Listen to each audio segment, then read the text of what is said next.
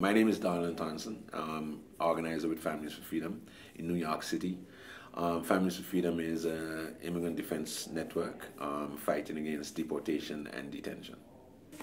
Well, Families for Freedom played a serious part in my story because, like most, if not all, our members, I'm directly affected. Have a criminal background, have a conviction, one single conviction, and didn't know anything that it would affect my immigration status, so I was traveling back and forth, and I got stopped and detained in Puerto Rico.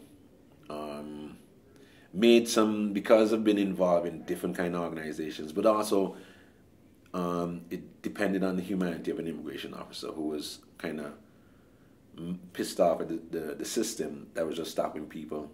My case happened 18 years before I got stopped. And the guy said, look, the only thing he could do that could probably help me at the moment was to sign me up for bond. He said if I could make the bond and I'm out, then I'll be better able to fight my case. He did his best to get me out without the bond, but it didn't happen. And eventually I got the bond, which was great because I don't speak any Spanish and didn't have the money. Anyway, I got out and was searching around trying to find lawyers, couldn't find no lawyers. And then somebody told me about Families for Freedom, just kind of skeptical about it because who's going to get up and help people like me?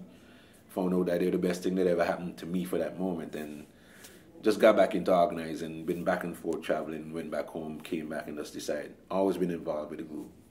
The language, allies use, it helps to keep us less than human in the sight of not only the immigration judges and our enemies, but even among ourselves. Because we keep using it, undocumented, immigrant, all negative prefixes on words that in itself is wrong already. We're human beings. Start to say that person, our people. So take away that division that is being built in. And the language is very, very important because beside the fact that they physically separate us, the language that is being used helps to keep the separation even more so.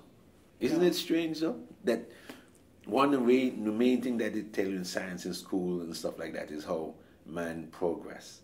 Man progress from walking on all fours or coming down out the trees, stepping. Stepping from one nation, not even nation, stepping from here to there. And yet people who are born on the same landmass are being told because a fence separates us, and I was born in this part of the fence, and you were born in that part of the fence, that I'm more than you are.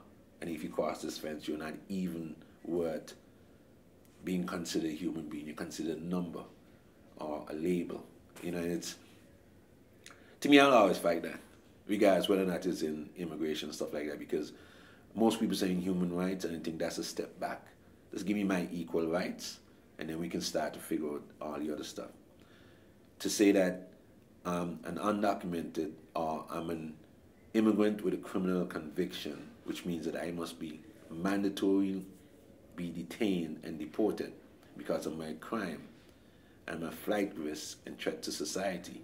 But yet, next door, you can have an axe-wielding, murdering, rapist, pedophile who's a citizen, not a flight risk, not a threat to society. He can go about his business.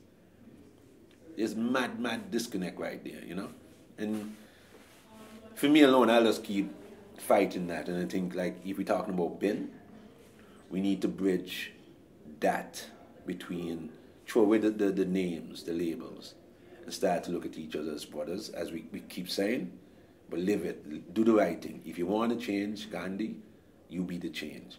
So I know what you're going through. Same thing I'm going through. If that's the common ground, like the preacher said yesterday, beyond that common ground, let me strive for that little higher.